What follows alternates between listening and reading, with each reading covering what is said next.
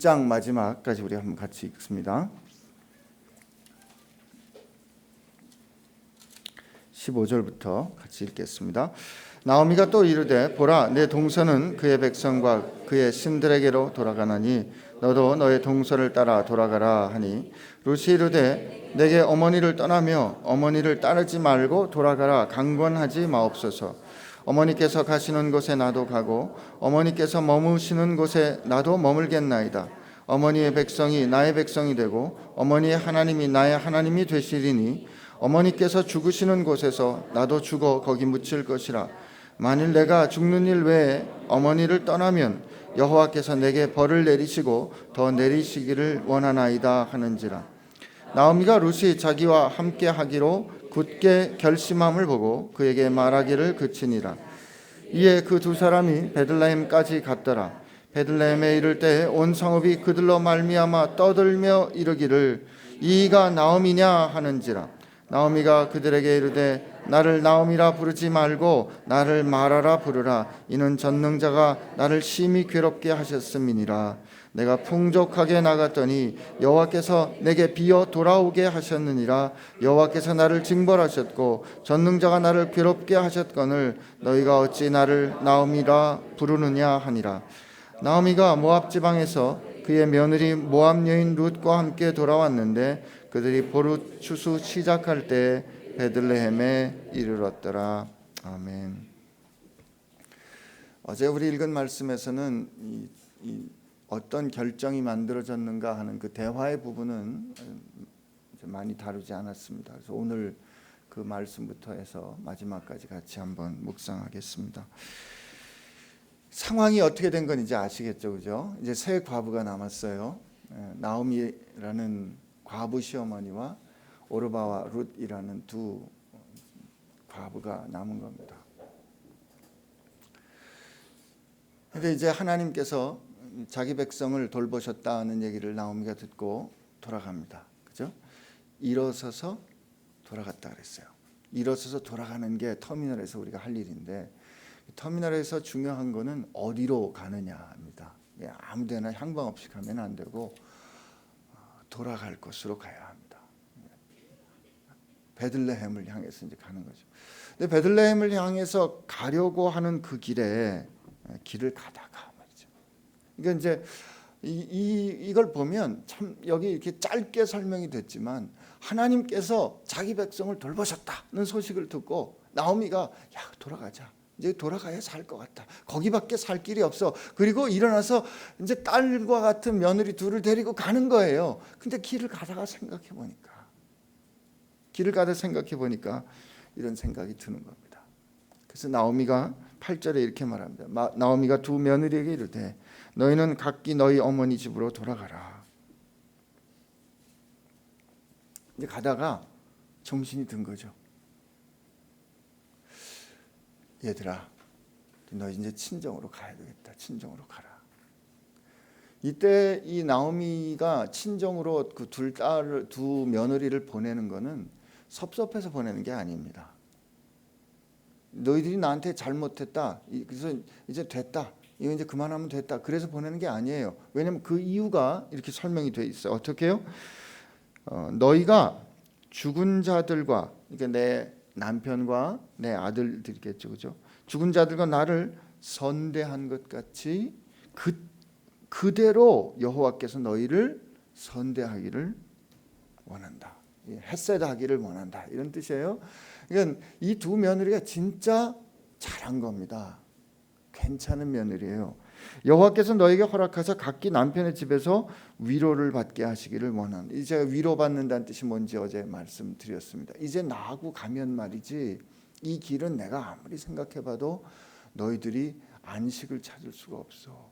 보호자를 구할 수가 없어. 너희들 인생이 그렇게 편하지 않을 것 같아.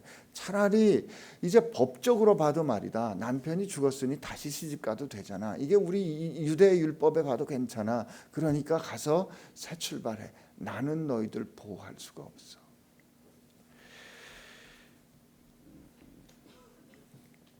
근데 말이에요. 9절 마지막에 그리고 그들에게 입을 맞춥니다. 시어머니가. 그러니까 그들이 소리 높여 울었다 그랬어요. 여러분 한번 상상을 해보세요. 길을 가다가 웬 세 여자가 나이가 좀 한 분은 들었고 두 분은 젊었는데 뭐라고 그런 다음에 늙은 여자가 이 젊은 이 딸들의 그 얼굴을 잡고 그 입을 맞추고 서로 막 웁니다.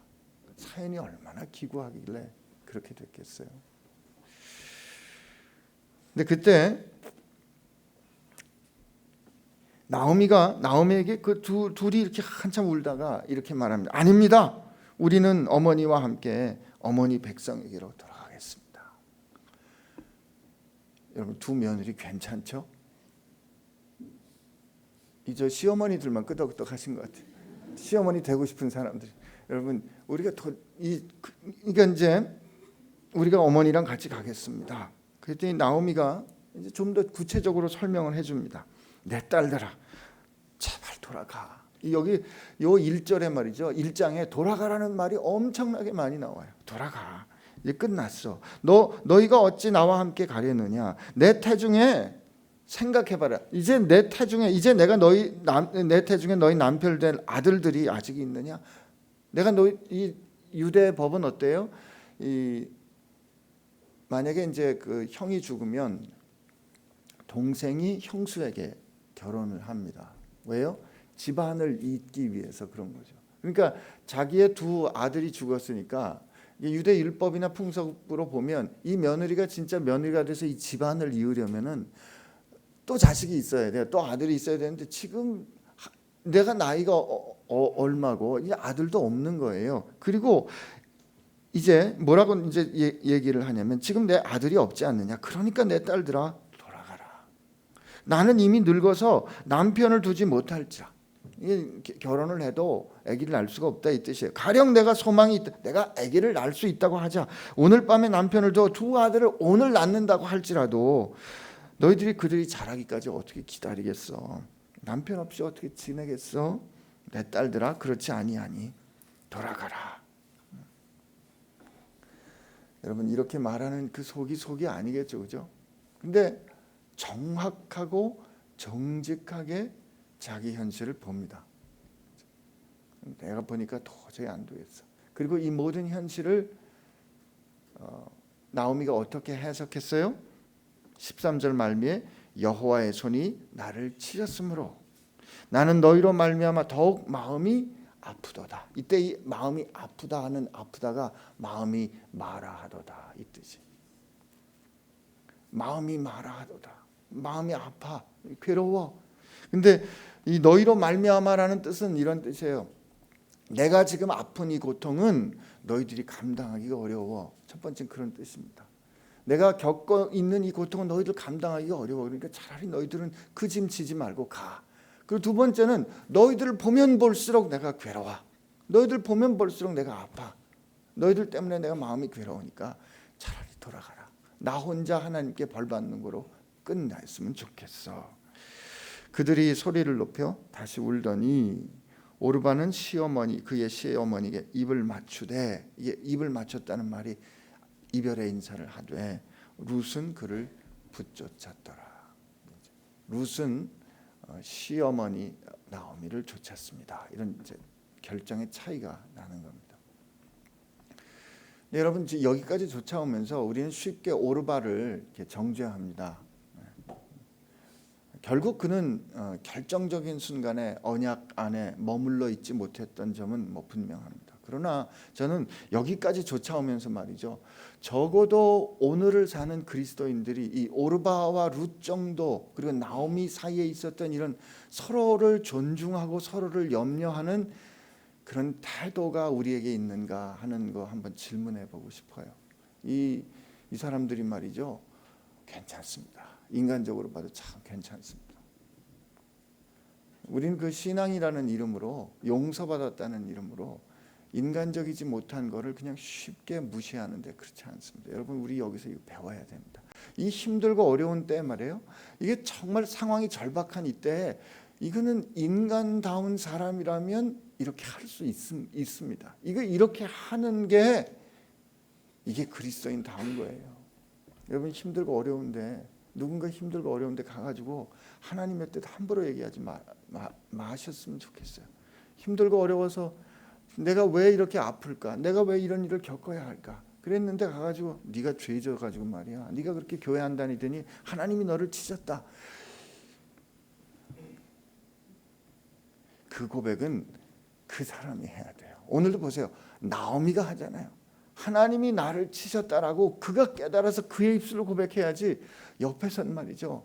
같이 힘들고 같이 어렵고 그냥 같이 아무 말 하지 말고 그냥 울고 버텨주셔야 돼요. 가서 자꾸 하나님 노릇을 하려고 하지 마시고 같이 힘들어 하시기를 축복합니다. 근데 이때 룻이 붓조찼다라는 이 말이 굉장히 좀 특별한 말이에요. 우리나라 말도 잘 안 쓰는 말인데 이게 제가 이 단어를 찾아보다가 이번에 제주도 묵배라고 돌아오다가 이제 설교 준비를 해야 되지 않습니까? 그래서 공항에서 말이죠 성경을 찾는데 이 단어 찾다가 그냥 깜짝 놀랐어요. 이 붓조찼다라는 이 히브리 단어가 창세기 2장에 그러므로 남자가 그 부모를 떠나 아내와 합하여 이게 붓조찼다. 이야 세상에 이거를 요즘 한국 사람들이 그 자기식으로 깨달아 가지고 남편이 나이 들면 젖은 낙엽이 된다 그러거든요. 젖은 낙엽.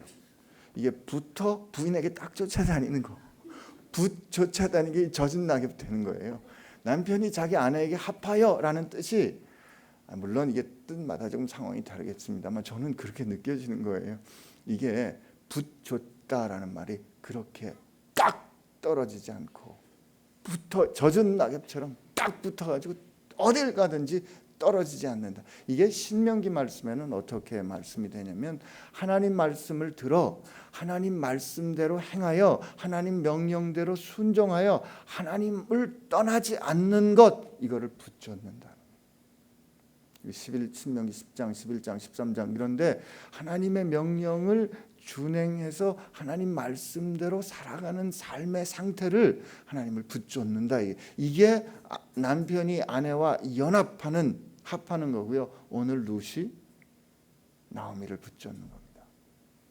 근데 그 내용이 뭔지를 설명을 해주는데 나오미가 이게 저희 둘째 며느리가 이게 기가 막히니까 또 이릅니다. 야 봐라. 얘야. 네 동서는 지금 돌아갔어. 그의 백성과 그 신들에게로 돌아갔으니까 너도 그 동서처럼 돌아가. 나는 너를 책임질 수가 없어. 이렇게 말합니다. 그랬을 때 룻이 말합니다. 여러분 우리 16절 17절 한번 우리 고백합시다. 시작. 룻이 이르되 내게 어머니를 떠나며 어머니를 따르지 말고 돌아가라. 강권하지 마옵소서. 어머니께서 가시는 곳에 나도 가고 어머니께서 머무시는 곳에 나도 머물겠나이다. 어머니의 백성이 나의 백성이 되고 어머니의 하나님이 나의 하나님이 되시리니 어머니께서 죽으시는 곳에서 나도 죽어 거기 묻힐 것이라. 만일 내가 죽는 일 외에 어머니를 떠나면 여호와께서 내게 벌을 내리시고 또 내리시기를 원하나이다 하는지라. 이 고백을 할 때 나오미는 룻이 자기와 함께하기로 굳게 결심함을 보고 그에게 말하기를 그칩니다. 근데 여기 보면 이 붙잡는다. 우리가 하나님께 그렇게 우리도 하나님께 젖은 낙엽처럼 우리가 붙어 있어야 돼요. 물론 말이죠. 우리가 하나님께 이렇게 붙어 있는 것처럼 우리가 착각하지만 아닙니다. 하나님이 우리를 붙잡으시는 거예요. 하나님이 우리를 붙잡으시는 것을 우리가 그렇게 느끼는 거지만 그러면 그 하나님을 좇는다라는 것이 무슨 뜻인가? 이렇게 돼 있어요. 어머니를 떠나며 어머니를 따르는 데서 떠나 나로 돌아가게 하지 마옵소서. 그러니까 붙잡는다는 말은 따른다는 뜻이에요. 따른다. 함께 따라 동행한다. 함께. 근데 그리고 이게 히브리 말 번역에 보면 이 원어에 보면 이게 마치 요즘 랩 가수들이 하는 것처럼 여기 운율이 있는데 한국말도 그렇죠. 어머니 가시는 곳에 나도 가고 어머니 머무시는 곳에 나도 머물겠나이다. 어머니의 백성이 나의 백성이 되고 어머니 하나님이 나의 하나님이 되고 어머니 죽으시는 곳에 나도 죽어 묻히겠습니다. 이 고백은 룻이 어머니께 하는 고백이죠. 근데 결정적으로 중요한 것이 이 모든 고백은 하나님 앞에서 내가 하나님과 나 사이에 하는 결정입니다라는 것을 룻이 마지막에 이렇게 얘기를 해줘. 만일 내가 죽는 일 외에 어머니를 떠나면 여호와께서 내게 벌을 내리시고 더 내리시기를 원합니다. 이때 어머니의 하나님, 나의 하나님 하는 건 그 하나님은 일반적인 명사예요. 엘이라는 뜻이거든요. 근데 여호와 하는 것은 어머니의 하나님인 그 유대의 하나님, 그 이스라엘 하나님을 이제 룻이 부르는 겁니다. 여호와께서. 그러니까 아브라함의 하나님, 이삭의 하나님, 야곱의 하나님, 파스칼이 뭐라 그랬어요? 아브라함 하나님, 이삭의 하나님, 그리고 나의 하나님, 그렇게 고백했던 것처럼 룻이 그렇게 고백하는 거죠. 근데 이 결정에 마지막에 뭐라고 되어 있냐면, 내가 죽는 것 외에 어머니를 떠나면 하나님이 나를 벌 주시기를 원하고 또 원합니다. 이 결정에는 나오미가 있어요, 없어요?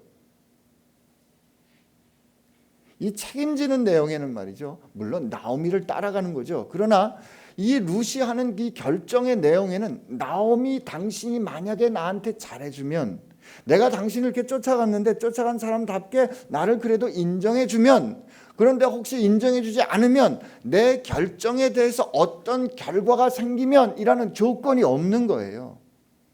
내가 이런 일을 결정했을 때 하나님이 물론 이런 걸 해주시겠지, 하나님이 이렇게 해주신다면 내가 이렇게 하겠습니다, 아니라 이 말이죠. 여러분, 우리가 어떤 결정을 내릴 때 우리는 그런 컨디션을 늘 달아요. 물론 말하지 않죠. 그러나 룻은 지금 내가 이 룻이 나오미를 쫓아가는 결정은 나오미와의 일이에요. 근데 어머니, 내가 이렇게 줬겠는데 만약에 어머님이 이렇게 해주시고, 내가 이렇게 줬겠는데 어머님이 만약에 이렇게 반응해 주시면, 이라고 우리가 조건을 내기 쉬운데 그렇지 않다 이 말이죠. 룻은 이 결정을 하나님과 나 사이의 결정으로 내립니다. 내가 당신을 따르기로 한 것은 하나님 앞에서의 내 결정이에요. 당신이 뭐라고 얘기하든지 난 이거 하나님 앞에서 결정한 거기 때문에 내가 어머니를 따르지 않는다면 하나님이 나를 벌하실 것입니다. 근데 그리고 나서 19절에부터 22절에 가보니까 이 두 사람이 예루살렘에 갑니다. 이 결정 때문에 나오미와 룻은 이제 운명 공동체, 진짜 가족이 되는 거예요. 함께 가는, 같이 가는데 이 베들레헴의 사람들 말이죠, 이때 좀 조용히 놔뒀으면 좋겠는데, 우리 19절부터 한번 21절까지 우리 같이 읽어보겠습니다. 시작. 이에 두 사람이 베들레헴까지 갔더라. 베들레헴에 이를 때 온 성읍이 그들로 말미암아 떠들며 이르기를 이가 나오미냐 하는지라. 나오미가 그들에게 이르되 나를 나오미라 부르지 말고 나를 마라라 부르라. 이는 전능자가 나를 심히 괴롭게 하셨습니다. 내가 풍족하게 나갔더니 여호와께서 내게 비어 돌아오게 하셨느니라. 여호와께서 나를 징벌하셨고 전능자가 나를 괴롭게 하셨으므로 너희가 어찌 나를 나오미라 부르느냐 하느냐. 이때 나오미가 이게 베들레헴으로 돌아갔는데 금의 환영한 거 아니잖아요. 쫄딱 망해가지고, 그죠? 그리고 어떻게 며느리라고 하나 얻었는데 모압 여자를 하나 얻어가지고 들어온 거예요. 여호와의 청에 들이지 말라고 하는 저 모압 여자, 더러운 여자를 하나 며느리라고 덜렁덜렁 달고 돌아왔는데 사람들이 그를 향해서 부르는 거죠. 나오미 아니더냐, 사랑받던 사람 아니더냐, 기뻐함을 입었던 사람 아니더냐라고 자꾸 그 힘들고 어려울 땐 좀 가만 놔두지, 와가지고 자꾸 물어보지 않습니까? 어떻게 아유 아들이 대학 떨어졌다면서. 이거 물어보지 마세요. 명절에 저 자식들이 저 부모님 가고 싶지 않은 이거 그런 거 아니에요? 이번엔 시집 가야지, 이번엔 장가 가야지, 이번엔 취직. 그냥 좀 놔두세요. 안 그래도 괴로운데 말이죠. 나오미 아니더냐, 나오미 아니더냐. 근데 나오미가 이렇게 부르지 않습니까? 나를 나오미라 부르지 말고 나를 마라, 쓰다, 괴롭다라고 부르라. 전능자가 나를 심히 마라 했기 때문이다, 이 말이에요. 근데 여러분, 여기 중요한 게 있어요. 중요한 게 있어요. 이게 나는 풍족하게 나갔는데 여호와께서 나를 비어 징벌하셨고, 여호와께서 나를 징벌하셨고 내가 풍족하게 나갔더니 여호와께서 비어 돌아오게 하셨다. 우리는 어디를 봐요? 내가 풍족하게 나갔더니 나를 비어 돌아오겠다, 이걸 봅니다. 내가 풍족했는데 나는 지금 쫄딱 망했어요 라고 이걸 지금 나오미의 상태로 보는데, 하나님은 어떻게 본다? 네가 나갔는데 지금 네가 돌아왔다 로 보는 거예요. 내가 풍족하게 나갔는데 나가면 죽는 거예요. 그러나 내가 비었더라도 돌아와야 사는 겁니다.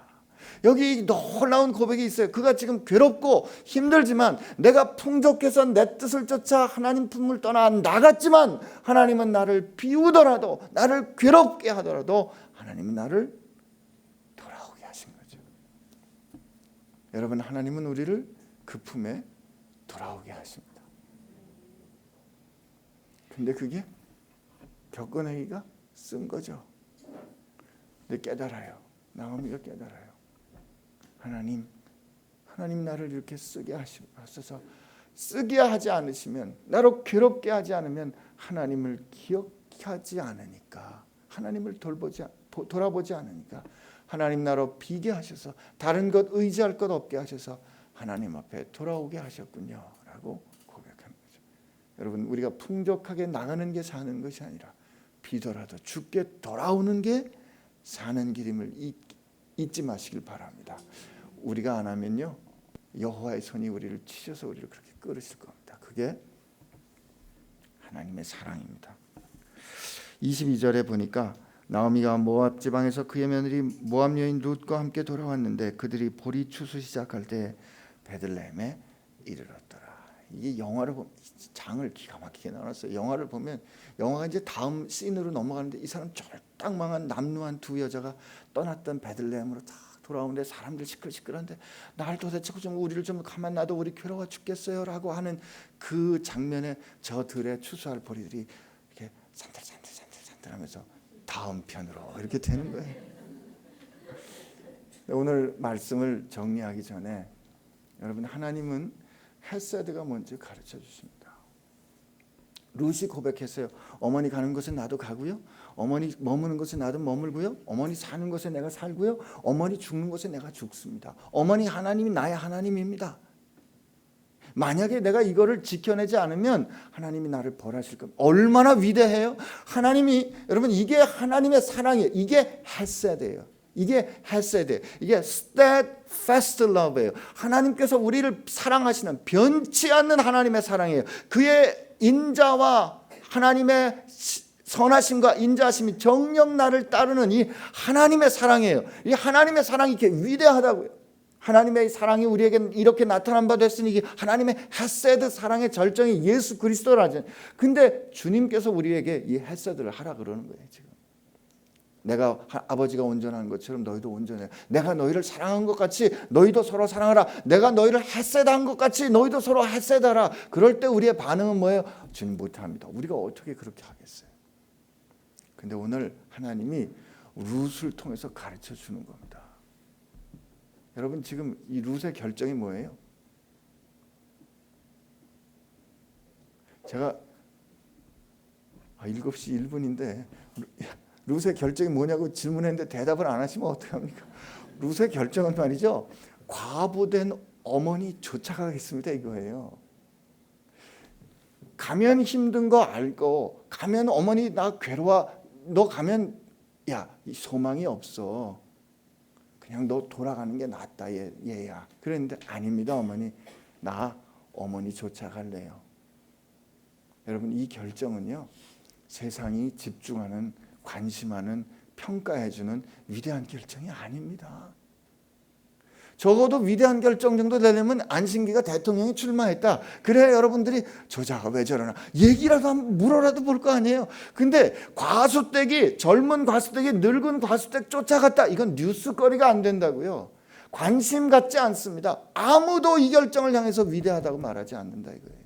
이 결정은 위대하지도 않고 굉장히 초라하고 아무 영향력도 없는 결정이에요. 그러나 하나님은 그 룻의 그 결정을 들어서 하나님의 헤세드가 무엇인지, 하나님의 헤세드의 사랑의 본질이 무엇인지 오늘 우리에게 가르쳐주고 있다 이 말이에요. 세상은 룻과 나오미에게 귀 기울여 주지 않았습니다. 여러분, 룻과 나오미가 이렇게 살았던 거 오늘 우리가 어떻게 알았어요? 여러분, 이 지구상에 살고 살았던 과수댁이 얼마나 많은데 그 과수댁 중에 하필이면 이 룻과 나오미 과수댁 얘기를 우리가 아직도 듣고 있냐고요?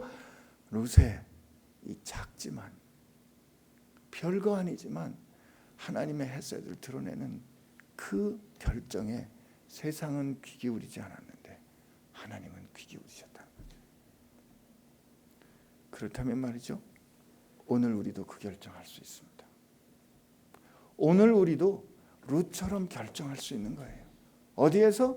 남들은 결정해 주지 야, 그거 그냥 대충 알아서 해. 그거 별일 아닌데 왜 이렇게 신경 써? 그거 뭐 별거 아닌데 왜 이렇게 고민을 해? 하는 그 고민하는 그때 어떻게 하면 내가 하나님의 자녀답게, 어떻게 하면 하나님 사람답게, 어떻게 하면 하나님의 뜻답게 결정할 수 있을까를 씨름할 때 말이에요, 세상은 귀 기울여 주지 않아도 하나님은 손뼉을 치시면서 그래, 그게 바로 헤세드야, 그래, 그게 바로 내 뜻이야 라고 하나님의 생명책에 기록해 주실 겁니다. 오늘 하루를 살아가는 동안에 여러분들이 작은 결정, 미미한 결정, 별거 아닌 결정 하시겠죠. 그러나 오늘 룻처럼 위대한 작은 결정 하게 되기를 축복합니다. 우리 같이 하나님 앞에 기도합시다.